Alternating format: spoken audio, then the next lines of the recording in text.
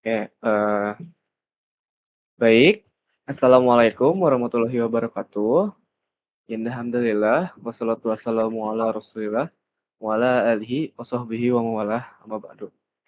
Eee, Puji syukur kita panjatkan kepada Tuhan Yang Maha Esa karena berkat, rahmat dan karunia-Nya, proyek kami yang berjudul website catatan keuangan harian menggunakan konsep KRUD ini, berhasil diselesaikan. Sebelumnya, izinkan saya sebagai moderator, Dimas Rizky Hidayat, untuk memperkenalkan, kawan-kawan satu kelompok kami, kelompok kita gitu. Pertama ada Andi Muhammad Mukni Fadilah dan Desmia Wardah, kemudian saya sendiri Dimas Rizky Hidayat. Proyek ini kami, buat untuk memenuhi tugas akhir mata kuliah praktikum, PBO atau pemrograman berbasis objek dan, matkul teori, pemrograman berbasis objek. Oke, langsung saja kita showcase atau kita tampilkan, hasil dari kerja kami selama berapa ini, 2 minggu, sebulan kemarin. Latar belakang yang akan dibacakan atau dibahas oleh, Desmia Wardah, waktu dan tempat dipersilakan. Baik, terima kasih Dimas. Di sini saya akan memaparkan latar belakang mengapa kami membuat website ini. Dalam kehidupan sehari-hari, pencatatan keuangan menjadi salah satu hal penting agar seseorang dapat mengelola pemasukan dan pengeluaran secara efektif. Namun, banyak orang masih mencatat keuangannya secara manual atau bahkan tidak mencatat sama sekali, sehingga sulit mengetahui kemana uang mereka habis digunakan. Oleh karena itu, kami mengembangkan sebuah website sederhana yang dapat membantu pengguna dalam mencatat transaksi keuangan harian secara digital. Website ini dibangun dengan menerapkan konsep cloud atau agar pengguna dapat menambah, melihat, mengubah, dan menghapus data transaksi dengan mudah dan efisien. Slide selanjutnya.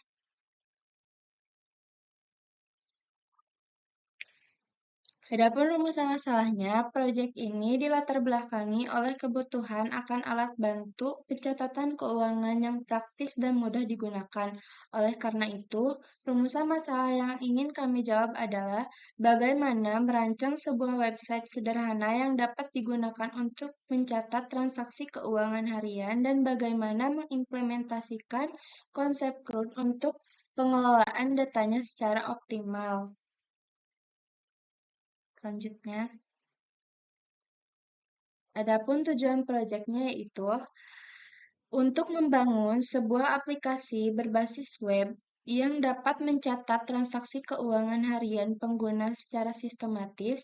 Aplikasi ini dirancang agar pengguna dapat menambah transaksi baru, melihat riwayat transaksi, mengedit kesalahan pencatatan, dan menghapus data yang tidak diperlukan. Selain itu, sistem juga dilengkapi fitur perhitungan total saldo dan filter berdasarkan tanggal agar pengguna dapat memantau keuangannya dengan lebih detail. Selanjutnya, adapun fitur dari aplikasi ini yaitu menyediakan beberapa fitur utama yang mendukung kebutuhan pencatatan keuangan harian. Pengguna dapat menambahkan transaksi dengan memilih jenis transaksi, pemasukan atau pengeluaran, menuliskan deskripsi, serta memasukkan nominalnya. Setelah data disimpan, pengguna dapat melihat seluruh riwayat transaksi dalam bentuk tabel yang bersih tanggal, jenis transaksi, deskripsi, jumlah, dan pilihan aksi untuk mengedit atau menghapus data tersebut. Terdapat juga filter-filter transaksi berdasarkan tanggal serta tombol untuk menghitung total saldo dari seluruh catatan yang telah dimasukkan. Sekian dari saya kembalikan kepada moderator.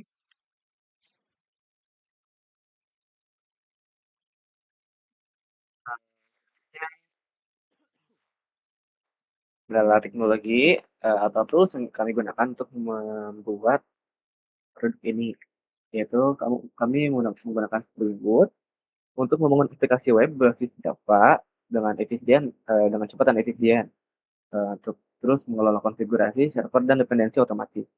Terus, Spring MVC Untuk mengatur alur antara tampilan HTML dan backend, controller menggunakan pola model view dan controller. Kemudian Spring Data GPA, yaitu untuk menghubungkan aplikasi ke database tanpa perlu menulis SQL manual untuk mempermudah operasi CRUD. Kemudian time Timeleaf, yaitu template engine yang digunakan untuk menampilkan data dari Java ke HTML secara dinamis. Menggunakan SQL sebagai database-nya, terus Maven untuk mengatur dependensi dan memanajemen build project secara otomatis. Terus bahasa yang digunakan itu ya Java sama HTML dan CSS untuk styling sama websitenya. Oh ini website ya. Next, terus implementasi CRUD. Create untuk menambahkan transaksi melalui form input. Contohnya beli bensin nih. Tulis bensin nominalnya berapa. Kemudian read untuk menampilkan semua transaksi dalam tabel. Terus update untuk mengedit data transaksi yang sudah masukin. Bisa dihapus atau dihapus nanti setelah di ujung. Terus delete untuk menghapus data transaksi yang tidak diinginkan. Next. Ini adalah kurang lebih tampilan antar mukanya. Next. Pokoknya gitu. Nanti ada kayak yang tadi sebutkan. Terus mengatur alur penggunaan sistem yaitu satu pengguna muka halaman utama, terus menambahkan transaksi melalui form, terus sistem menyimpan data ke database, nanti database-nya akan ditampilkan dalam bentuk tabel transaksi. Kemudian pengguna bisa edit atau hapus transaksi kapan aja gitu. Terus total saldo yang dihitung otomatis dari semua data gitu. Jadi akumulasi. Next.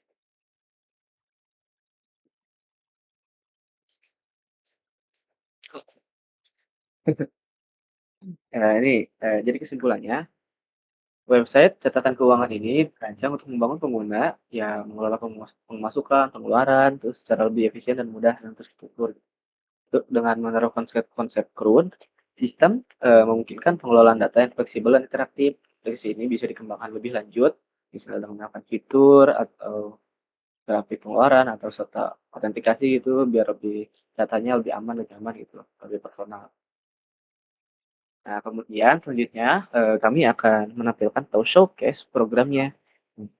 Sudah tempat, kita silakan kepada Profesor Andi, mangga. Oke, terima kasih Dimas. Saya akan share screen dulu ya untuk tampilannya.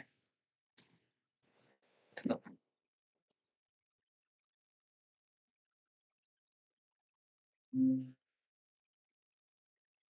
Oke, ini udah ada tampilannya.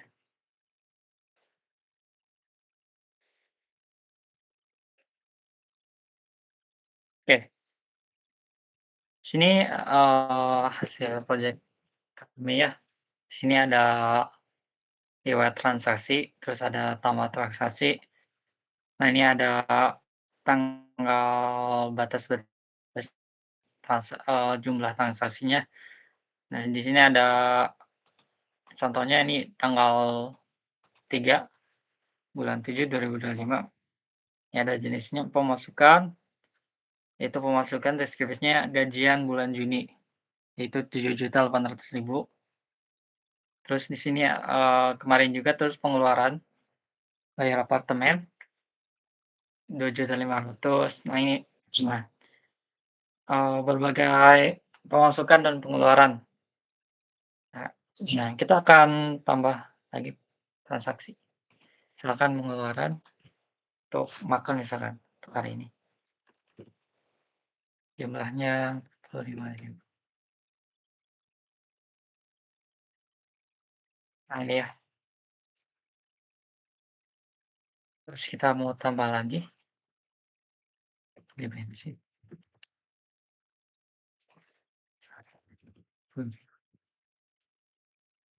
Oke, ini sudah ada ya. Ini juga kita bisa edit lagi, edit. Misalkan 15.000. Ini untuk update. Terus ini untuk, hapusnya. Oke. Coba kita lihat ya, misalkan kita mau lihat transaksi dari tanggal 1 Juli sampai sekarang, dan total saldonya 4.200.000 yang tersisa. Oke. Nah, ini untuk codingannya. Nah, yang pertama itu, pengenalan aplikasi.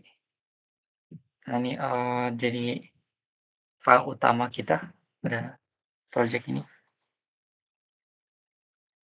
Nah, file keuangan aplikasi ini, nah, ialah kelas utama dari proyek Spring Java.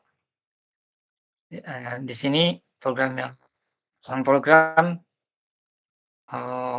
mula program awal kita untuk menjalankan projeknya. Nah, notasi Spring Boot application, nah ini tujuan untuk mengaktifkan semua fitur utama dalam website, GPA, dan auto configuration. Nah, terus ada main, ini bagian main-nya. Ini untuk menjalankan Spring.run. Terus, ada file transaksi control.java. Nah, ini file transaksi control.java adalah penghubung antara tampilan HTML dan logika program. Notasi controller, ini artinya file ini menangani permintaan dari user melalui browser. Misalnya, saat user membuka halaman utama, file ini yang memanggil data transaksi dan mengirimkannya ke halaman index.html. Terus juga ada rute seperti tambah, edit, hapus, terus ada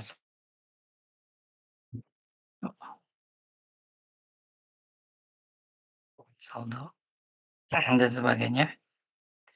Terus ada dalam folder model, transaksi.java. File transaksi.java adalah model atau representasi data dari satu transaksi keuangan dengan keuangan yang lain. Di sini kita definisikan kolom-kolom seperti ID, terus, jenis, deskripsi, jumlah, dan tanggal. Nah, dalam transaksi.java ini ada penerapan, encapsulation atau pembatasan akses. Ini kan, akses jenis misalkan yang bersifatnya privat yang bisa diubah oleh objek ini sendiri. Dan di sini ada modifier, ada setting, terus ada get. Setting untuk mengubah, get itu untuk memanggil. Nah, terus ada transaksi repository.java. Nah, ini, file transaksi repository.java berfungsi sebagai penghubung langsung ke database. Nah, dengan mengawasi JPA repository, nah ini, inheritance ini, penerapan inheritance. Nah, jadi, si transaksi repository ini, mewarisi metode CRUD dari JPA repository. Jadi kita, meng-extend JPA repository seperti, save atau, apa sih, CRUD dalam SQL. Nah, terus ini ada, transaksi service. Nah, transaksi service ini, tempat kita menaruh logika bisnis aplikasi. Nah, di sini kita kumpulkan semua operasi penting seperti mengambil semua transaksi, menyimpan transaksi, menghitung total saldo, dan sebagainya. Service ini dipanggil oleh controller, dan service ini mengambil data dari repository. Terus, dan begitu kode jadi lebih rapi dan terpisah antara tampilan, logika, dan data. Dan di sini juga Ada ini indeks non HTML nih untuk tampilannya. Tampilannya itu seperti, ini tombol, saldo, terus ada, edit, ini untuk pengeditan, terus ini ada tambah, ini untuk style CSS-nya. Nah ini untuk, satu folder ini ya, folder keuangan ini dari, Spring Boot-nya atau, framework-nya. Oke, mungkin cukup segitu. Saya kembalikan ke Dimas.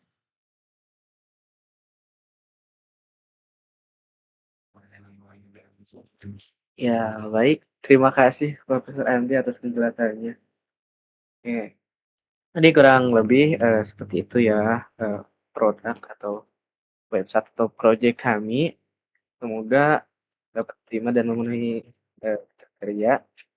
Itu juga presentasi dari kami kelompok 5 ya, kelompok 5. Semoga program ini ya ini program basic, semoga bisa dikembangkan lebih lanjut.